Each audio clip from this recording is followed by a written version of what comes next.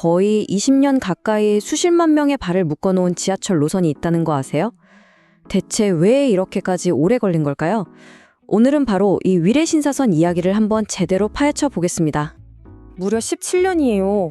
정말 어마어마하죠? 거의 한 세대가 훌쩍 자랄 만큼 긴 시간이잖아요. 정말 수없이 엎어지고 또 엎어졌지만 마침내 새로운 희망의 불씨를 쏘아 올린 프로젝트.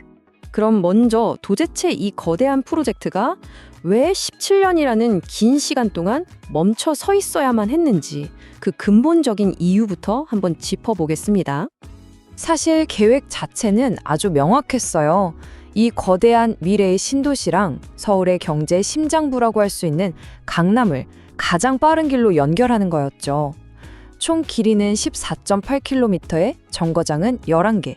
말 그대로 서울 동남권의 교통지도를 바꿔놓을 그런 핵심 프로젝트였던 겁니다.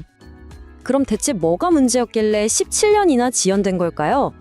그 답은요, 바로 이 사업을 맨 처음 시작하려고 했던 그 돈, 즉 자금 조달 방식에 있었습니다. 이 프로젝트는 정말 10년 넘게 희망과 좌절, 그야말로 롤러코스터를 탔습니다. 2008년에 처음 발표된 이후에 정말 수많은 우여곡절을 겪었고요.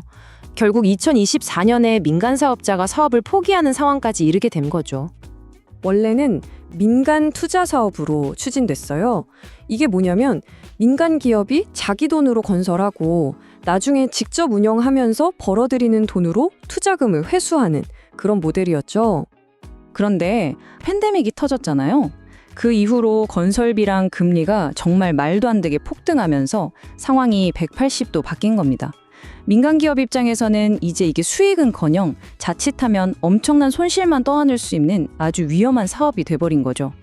결국 기존 사업자가 포기하고 나니까 누구도 이 사업에 뛰어들려고 하지 않았던 겁니다. 바로 이 지점에서 정말 극적인 전환이 일어납니다. 이거 돈이 되냐는 수익성이 아니라 이거 시민들에게 꼭 필요한가 하는 공공의 필요성을 보고 정부가 직접 나선 거죠. 민간 투자가 아니라 우리 세금을 투입하는 재정 사업으로 틀면서 17년간 콱 막혀있던 매듭이 드디어 풀리기 시작한 겁니다. 자, 이렇게 공공재원이 투입되기로 결정되면서 이 프로젝트는 이제 서울 동남권의 지도를 바꿀 황금 노선으로 부활하고 있습니다. 아니 근데 왜 하필 황금 노선이라고까지 불리는 걸까요? 이게 그냥 지하철 하나 더 생기는 것, 그 이상이라는 뜻이겠죠? 이 노선이 어떻게 도시 교통망의 마지막 퍼즐 조각을 맞추는지 한번 살펴보시죠. 보세요. 가락시장역에서는 3, 8호선으로 동남권을 잇고요. 삼성역에서는 2호선이랑 GTX로 강남 핵심 업무지구를 관통하죠. 또 봉은사역에서는 9호선 타고 공항까지, 신사역에서는 3호선이랑 신분당선으로 강북이랑 수도권까지 쭉 뻗어나갑니다.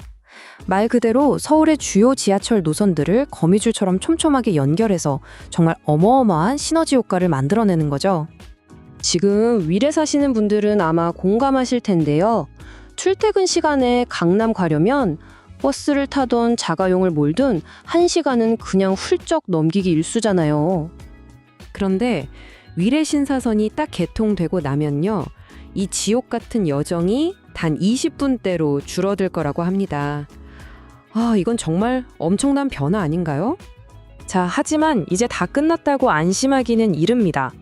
2030년이라는 목표 지점에 도달하려면 이 세 가지 과제를 반드시, 그것도 아주 슬기롭게 풀어야 합니다. 첫 번째 허들, 바로 돈 문제입니다. 사업비가 처음 계획보다 무려 52%나 늘어났어요. 이렇게 되면 당연히 경제성 평가, 즉 BC 점수가 낮게 나올 수밖에 없겠죠. 그래서 이 프로젝트는 이제 이거 만들면 돈이 얼마나 벌린다는 경제성뿐만 아니라 교통난 해소나 지역 균형 발전 같은 정책적, 사회적 가치가 얼마나 큰지를 확실하게 증명해야 하는 숙제를 안게 된 겁니다. 두 번째는 위례 신도시 내부의 갈등입니다. 한쪽에서는 우리 동네 핵심 상권을 지나가야 한다고 주장하면서 접근성을 극대화하길 원하고요. 다른 한쪽에서는 원래 계획안이 전체 노선의 운영 효율성 측면에서 더 낫다고 보는 거죠. 이걸 두고 이른바 패싱 논란이 계속되고 있는 상황입니다. 그리고 마지막 세 번째 과제는 좀 복잡한데요. 바로 한 지붕 두 가족 문제입니다. 무슨 말이냐면 본선은 서울시가 주도하는데 여기서 더 나아가는 하남 연장선은 국가가 따로 추진하는 이런 이원화 구조가 될 수 있다는 거예요. 만약에 이 두 기관이 안 맞으면 어떻게 될까요? 마치 이어달리기에서 바통 터치를 놓치는 것처럼 전체 사업이 줄줄이 지연될 위험이 아주 큽니다.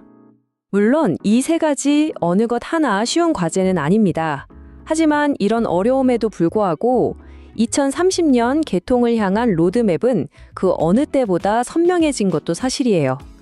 일단 현재 목표는 2026년까지 예타를 통과하고 2027년에는 첫 삽을 뜨는 겁니다. 결국 핵심은 이겁니다. 이 위례신사선 프로젝트는요, 단순히 출퇴근 시간을 몇십 분 줄이는 그런 차원의 이야기가 아니에요. 어쩌면 이건 아시아 최대 도시 중 하나인 서울의 경제, 그리고 사회제도를 근본적으로 다시 그리는 거대한 작업일지도 모릅니다. 빠르게 변하는 시장, 정확한 정보가 경쟁력입니다. 지금 구독하고 콕부동산과 함께하세요. 부동산은 콕, 구독, 좋아요는 꼭.